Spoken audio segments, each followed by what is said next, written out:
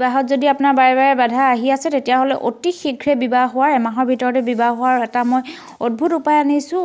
খুব পাৱাৰফুল এই উপায়খিনি। আপুনি এই উপায়খিনি কৰক। 1 মাহৰ ভিতৰত আপোনাৰ ঘৰলৈ বিবাহ প্ৰস্তাৱ আহিব। আৰু যদি আপুনি প্ৰেম বিবাহ কৰিব বিচাৰিছে, প্ৰেম বিবাহ 1 মাহৰ ভিতৰত আপোনাৰ হোৱাৰ চান্স অতি বেছি হ'ব। নমস্কাৰ বন্ধুসকল, মই ইনফৰমেশ্যন লিংকৰ জৰিয়তে আজি আপোনালোকৰ বাবে অতি শীঘ্ৰে বিবাহ হোৱাৰ এটা কিছুমান উপায় উলিয়াই আনিছোঁ। এই উপায়খিনিৰ জৰিয়তে আপুনি আপোনাৰ বিবাহখন অতি শীঘ্ৰেই হ'ব। আমাৰ চেনেলটো ছাবস্ক্ৰাইব কৰিব, লাইক কৰিব আৰু কমেণ্ট কৰিব কিবা জানিবলগীয়া থাকিলে। মই আজি যিখিনি নীতি নিয়মৰ কথা আপোনালোকক ক'ম যে এই উপায়কেইটা আপুনি অকল পূৰ্ণিমা তিথিৰ পৰা আৰম্ভ কৰিব লাগিব। পূৰ্ণিমা তিথিৰ দিনাখন আপুনি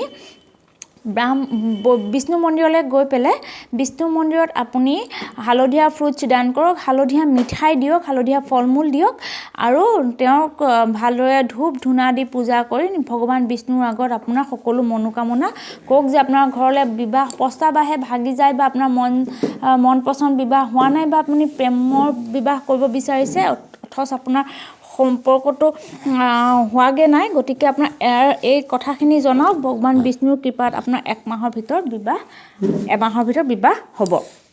প্ৰতি বৃহস্পতিবাৰে আপুনি হালধীয়া কাপোৰ পিন্ধক। যদি আপোনাৰ হালধীয়া কাপোৰ নাথাকে তেতিয়াহ'লে আপুনি এখন হালধীয়া ৰুমাল হ'লেও লগত লৈ থাকিব।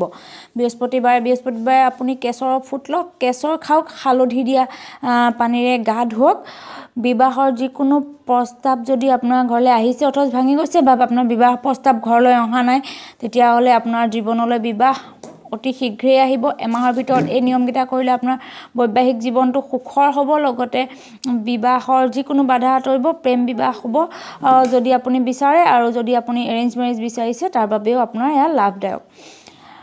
আপুনি আৰু এটা কাম কৰিব, কেশৰৰ ফুট ল'ব আৰু বৃহস্পতিবাৰে কেশৰ খাব।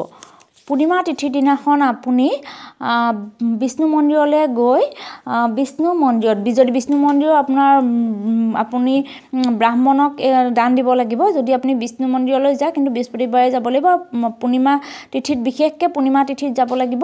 পূৰ্ণিমা তিথিত কৰিলেহে লাভদায়ক আপুনি ফল পাব। আপুনি 200 গ্ৰাম চানা আৰু এইটো অকণমান সোণৰ, একেবাৰে কমকৈ সোণৰ অকণমান আপুনি দক্ষিণাসহ ব্ৰাহ্মণক দান দিয়ক। চানাডাল, অকণমান সোণৰ টুকুৰা আৰু দক্ষিণাসহ তাত থকা ব্ৰাহ্মণক, বিষ্ণু মন্দিৰত থকা ব্ৰাহ্মণক দান দিয়ক। আৰু যদি আপুনি ল'ৰা হয় তেতিয়াহ'লে ব্ৰাহ্মণক দান দিব। আৰু যদি আপোনাৰ কন্যাৰ যদি বিবাহত বাধা আহিছে, আপুনি যদি বিবাহিত হ'বলগীয়া ছোৱালী, তেতিয়াহ'লে আপুনি ব্ৰাহ্মণ বোৱাৰীক ব্ৰাহ্মণীক দান দিব। আৰু যদি আপুনি তেনেকৈ ব্ৰাহ্মণী গৰাকীক লগ নাপায়, মন্দিৰত থকা হ'লেও হ'ব। যদি লগ নাপায় তেতিয়াহ'লে আপুনি কুমাৰী ছোৱালীক দান দিলেও হ'ব।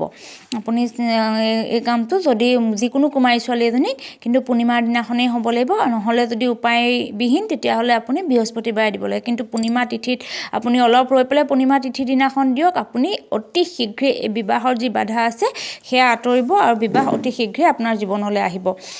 হালধীয়া বস্তু কাপোৰ দান দিয়ক কোনোবা ব্ৰাহ্মণ মহিলাক। আৰু আপুনি হালধীয়া কাপোৰ যদি দিব নোৱাৰে তেতিয়াহ'লে এখন ৰুমাল দান দিয়ক। ওচৰৰ কোনোবা মহিলাক দান দিলেও হ'ব। এইখিনি কৰক। আপোনাৰ বিবাহত অহা সকলো বাধা দূৰ হ'ব আৰু আপোনাৰ জীৱনলৈ বিবাহিক জীৱন আৰম্ভ হোৱাৰ সৌভাগ্য আহিব।